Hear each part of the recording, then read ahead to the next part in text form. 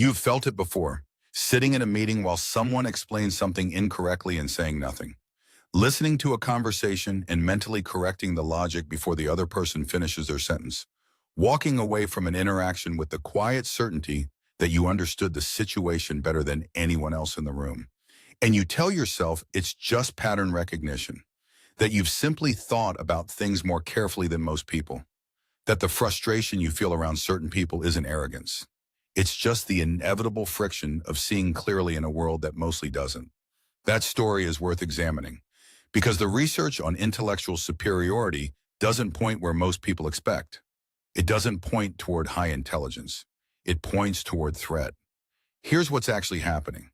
The brain that constantly measures itself against others, that monitors conversations for errors to correct, that finds genuine comfort in the conclusion that it understands things better than the people around it, isn't operating from confidence. It's operating from a system that learned early that intelligence was the safest thing to be. For some people, being the smartest person in the room wasn't just a preference, it was protection. In an environment where emotional needs weren't reliably met, where love felt conditional, where approval had to be earned rather than given, intellectual superiority becomes a reliable source of self-worth. Something no one can take away. Something that doesn't depend on how anyone else feels about you. Something that keeps the more vulnerable questions, am I worthy? Am I enough? Do I matter? At a safe distance. Psychologists call this intellectualization, the use of abstract thinking and cognitive superiority as a defense mechanism against emotional vulnerability. And here's what makes it so difficult to recognize. It works. Being genuinely intelligent, genuinely analytical, genuinely better at certain kinds of thinking than the average person. These things are real. They provide real advantages. They produce real results. So the defense mechanism and the genuine capability become impossible to separate from the inside. Every time the superiority feeling proves accurate, every time you were right and someone else was wrong, the underlying anxiety gets a little more coverage. See, it's not a defense mechanism. I actually am more perceptive than most people, and that confirmation makes the next cycle harder to question. But here's where the research gets genuinely uncomfortable.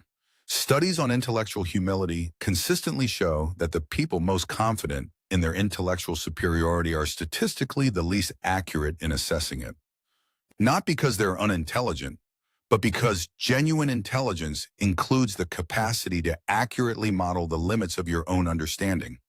And that capacity, the ability to sit with uncertainty, to hold your conclusions loosely, to genuinely consider that someone else might be seeing something you're missing, is precisely what the superiority defense mechanism makes hardest to access. Because uncertainty feels like weakness, and weakness is exactly what the system was built to avoid. So the person who feels most certain they're the smartest in the room is often the person whose intelligence is most compromised by the need to feel that way. That's not an insult.